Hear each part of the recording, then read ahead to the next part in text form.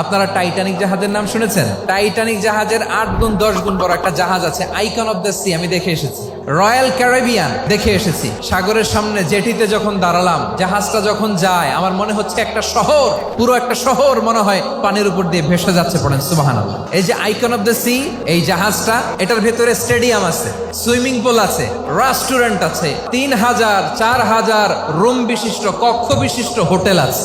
এই সবগুলোর নিয়ে এগুলো চলে সাগরের দোলার মধ্যে, জলোচ্ছ্বাসের মধ্যে। এই সাগরের ভেতরে এই জাহাজগুলোর ভাষায় রাখছে কে?